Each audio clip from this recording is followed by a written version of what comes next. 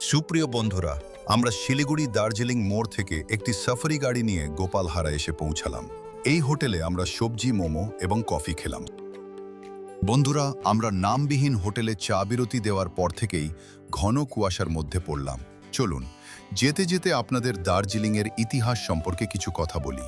ব্রিটিশদের আগমনের পূর্বে এখানকার স্থানীয় লেপচা জাতিগোষ্ঠীর কাছে দার্জিলিং স্থানটি দোর্জেলিং বা বজ্রপাতের স্থান নামে পরিচিত ছিল।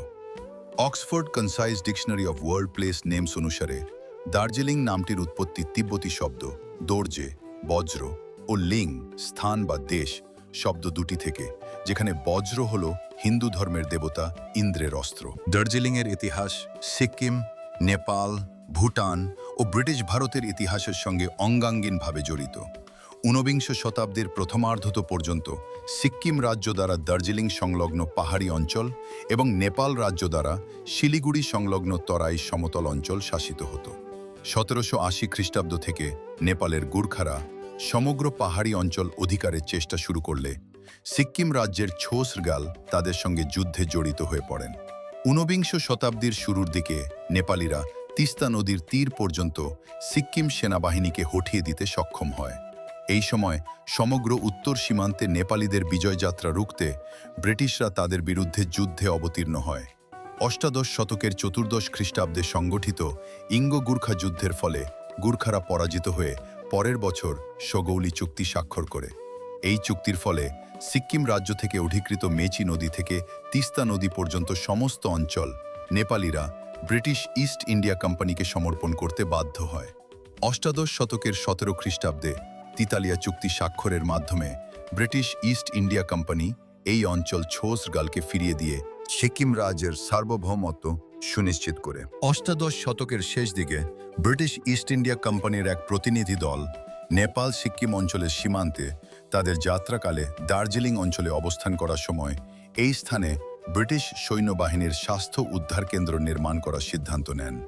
অষ্টাদশ শতকের শেষ দিকে সিক্কিম রাজ্য আর্থার ক্যাম্বেল নামক কোম্পানির একজন আধিকারিক এবং জোসেফ ডাল্টন হুকার নামক একজন উদ্ভিদবিদ ও অভিযাত্রীকে গ্রেপ্তার করলে কোম্পানি তাদের মুক্ত করার জন্য সেনাবাহিনী পাঠায়, যার ফলে 1850 খ্রিস্টাব্দের মধ্যে কোম্পানি 640 বর্গমাইল 1700 বর্গ কিলোমিটার এলাকা অধিকার করে নেয়। গ্রীষ্মকালে সমতল ভূমির প্রচণ্ড দাবদাহ থেকে রক্ষা পাওয়ার উদ্দেশ্যে ব্রিটিশ আধিকারিকেরা দার্জিলিংয়ের মনোরম আবহাওয়ায় বসবাস শুরু করলে দার্জিলিং একটি শৈল শহর ও স্বাস্থ্য উদ্ধার কেন্দ্র হিসেবে গড়ে ওঠে।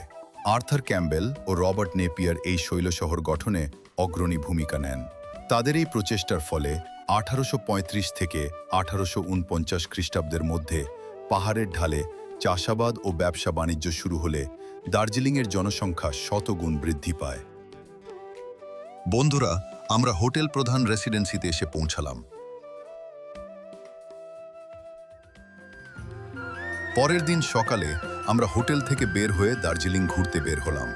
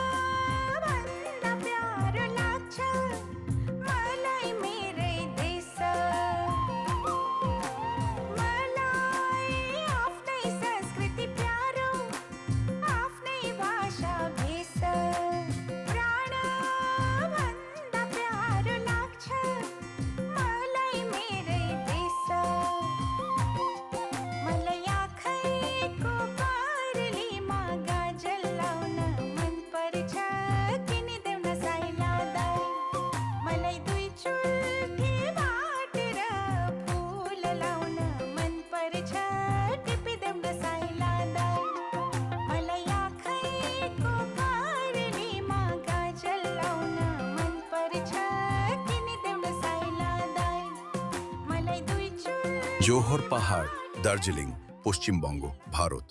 এই স্থানে পাহাড়ে ওঠার প্রশিক্ষণ দেওয়া হয়।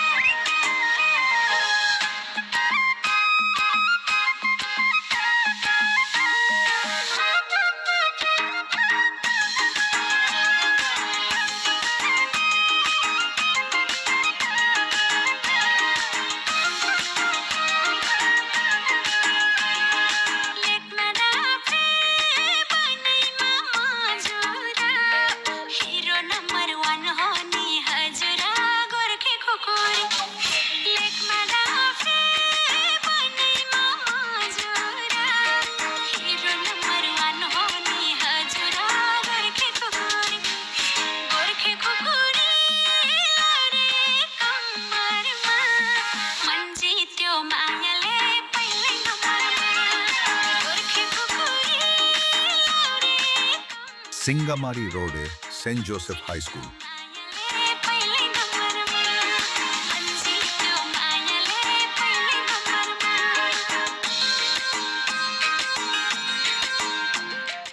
এটা পাট্টাবাংটি গার্ডেন।